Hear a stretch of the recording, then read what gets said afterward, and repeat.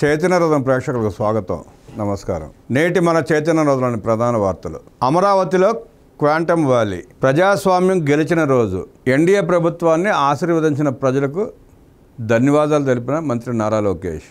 నిర్మాణ ప్రతిపాదనలకు కేబినెట్ ఆమోదం. సిఐడిఏ సమావేశ నిర్ణయాలకు ఆమోదం. భూ కేటాయింపులు రాయితీల కల్పనకు ఓకే. 17 మంది యావజ్జీవ ఖైదీలకు ప్రత్యేక క్షమాభిక్ష. 248 మంది కానిస్టేబుల్కు పదోన్నతి. వైఎస్ఆర్ జిల్లా పేరు వైఎస్ఆర్ కడప జిల్లాగా మార్పు. పోలీస్ అకాడమీకి అదనంగా 94 ఎకరాల 45 సెంట్లు.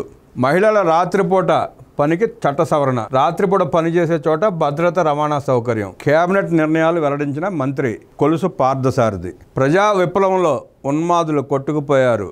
జూన్ 4 చరిత్ర సృష్టించిన రోజంటూ అభివర్ణించిన చంద్రబాబు నాయుడు.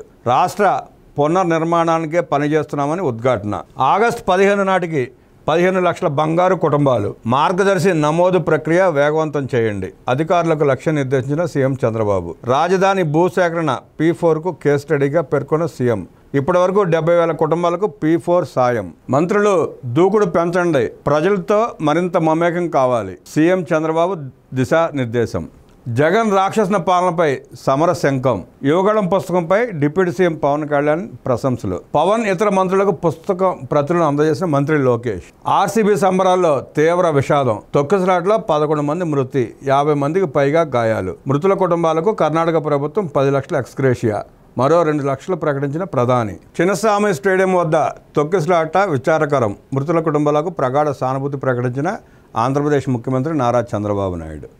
రాష్ట్రంలో ప్రమాదకర రాజకీయాలు నడుస్తున్నాయంటూ మంత్రుల వద్ద ముఖ్యమంత్రి చంద్రబాబు వ్యాఖ్యానించారు. మంత్రివర్గ సమావేశం సందర్భంగా ముఖ్యమంత్రి కీలక వ్యాఖ్యలు చేశారు. ఒకప్పుడు నేరస్తుల్ని రాజకీయ నాయకులు కలవాలంటేనే భయపడేవారని, ఇప్పుడు నేరస్తులను అడ్డం పెట్టుకొని రాజకీయాలు చేస్తున్నారని మండిపడ్డారు చంద్రబాబు.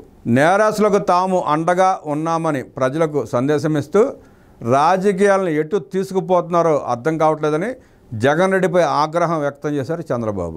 కూటమి అధికారంలోకి వచ్చిన ఏడాది పరిపాలన అంతా బాగుందని, అయితే మంత్రులు మరింత సమర్థంగా పనిచేయాలని సూచించారు. ప్రజా సమస్యల పరిష్కారమే అజెండా కావాలని పిలుపునిచ్చారు. మరింత దూకుడు పెంచి ప్రజలతో మమేకం కావాలని మంత్రులకు దిశానిర్దేశం చేశారు. తప్పు చేసిన వారు శిక్ష నుంచి తప్పించుకోవాలని హెచ్చరించారు. పోలవరం బనకచర్ల ప్రాజెక్టుకు కేంద్రం సాయం చేస్తుందని, కేంద్రం సానుకూలంగా స్పందిస్తోందని, ఆలస్యమైతే ప్రతి ఏడాది వ్యయం పెరుగుతుందన్నారు. నిధుల సమీకరణ కూడా జరుగుతోందన్నారు. పోలవరం బనకచర్ల ప్రాజెక్టుకి కేంద్రం, రాష్ట్రం, Asian development bank hybrid annuity మోడల్లో నిధులు వస్తాయన్నారు ముఖ్యమంత్రి. క్వాంటమ్ వ్యాలీని చేయాలని 2026 జనవరికి కార్యరూపం తీసుకురావాలని వెల్లడించారు. క్వాంటమ్ వ్యాలీ బిల్డింగ్ డిజైన్స్ని డిప్యూటీ సీఎం పవన్ కళ్యాణ్కి చూపించాలని అధికారులను సీఎం ఆదేశించారు. ఈ నెల 15న తిరుపతిలో సినిమా సెలబ్రిటీలతో యోగా నిర్వహించాలని తెలిపారు. టూరిజం మంత్రి వెళ్లి సెలబ్రిటీలను ఆహ్వానించాలని, తాను కూడా కొంతమందికి ఫోన్లు చేసి చెబుతానని సీఎం అన్నారు. 1983లో మహానాడుకు షర్ట్లు పసుపు నీళ్ళలో ముంచుకుని అటెండ్ అయ్యారని, అప్పటి నుంచి మహానాడు నిర్వహిస్తున్నారని గుర్తు చేసుకున్నారు. ఈసారి వాతావరణం బాగా అనుకూలించిందని, ఇదివరకు సమ్మర్లో అందరూ అల్లాడిపోయేవారమని గుర్తు చేసుకున్నారు.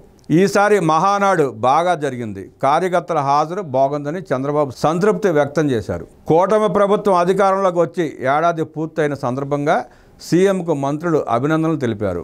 కూటమిలోని పక్షాల మధ్య సమన్వయం బాగా ఉందని సీఎం ఈ సందర్భంగా వ్యాఖ్యానించారు. P4కు సంబంధించి ప్రతి జిల్లాలో ఒక కార్యాలయం ఏర్పాటు చేయాలని సూచించారు. నియోజకవర్గాలకు వెళ్లాలని మంత్రులకు సూచించారు. విజయమాల్య లాంటి వాళ్ళు డబ్బులు తిని వెళ్లిపోయారని, రాజకీయ ముసుగులో ఉండి జగన్ రెడ్డి నేరాలు చేస్తున్నారని విమర్శించారు. నేరస్తులను కూడా ప్రోత్సహిస్తున్నారని మండిపడ్డారు. జగన్ రెడ్డి, మిథున్ రెడ్డి ఇద్దరిలో ఎవరు ముందు జైలుకు వెళ్తారనే అంశంపై వైసీపీలో చర్చ జరుగుతోందని, తప్పులు చేసిన వారు ఎవ్వరూ కూడా తప్పించుకోకూడదని స్పష్టం చేశారు. చట్టం, న్యాయం ప్రకారం వెళ్లాలని సీఎం తెలిపారు. నేరస్తుడు నేరం చేసి బయటకు వెళ్ళిన తర్వాత అతను ఏం చేస్తున్నాడనేది తెలుసుకోవాలన్నారు. ఆ సిస్టమ్ వెంటనే అమలు చేయాలని చెప్పారు. నదుల అనుసంధానంపై కేంద్రం సానుకూలంగా ఉందంటూ సీఎం సంతోషం వ్యక్తం చేశారు. పోలవరం బనకచర్ల చేపట్టి ఎట్టి పరిస్థితుల్లో పూర్తి చేయాలన్నారు. కేబినెట్లో యువగళం గురించి మంత్రి లోకేష్ ప్రస్తావిస్తూ యువగళం ప్రభుత్వానికి బ్రేక్ త్రూ అని వ్యాఖ్యానించారు. అధికారంలోకి రావడానికి, అధికారాన్ని అనుభవించడానికి యువగళం పాత్ర కూడా ఉందని సీఎం అన్నారు. గత ఏడాది ఇదే రోజు మనం ఊహించని విజయం లభించిందన్నారు. ప్రజలు ఆశయాలకు అంచనాలకు అనుగుణంగా పనిచేయాలని ఈ సందర్భంగా మంత్రులకు సీఎం చంద్రబాబు సూచించారు. గత వైకాపా ప్రభుత్వంలో తప్పులు చేసిన పెద్దలు ఇంకా బయటే తిరగడం సబబు కాదని పలువురు మంత్రులు అభిప్రాయపడ్డారు. ఏ తప్పు చేయకుండానే తెలుగుదేశం పార్టీ నాయకుల్ని గత ప్రభుత్వంలో జైలుకు పంపారని మంత్రి సంజారని గుర్తు చేయడంతో మనల్ని అన్యాయంగా వేధించారని, మనమో వేధించడం సరికాదన్నారు చంద్రబాబు. గత ప్రభుత్వ అవినీతి అక్రమాలపై పారదర్శకంగా విచారణ జరుపుతామన్నారు.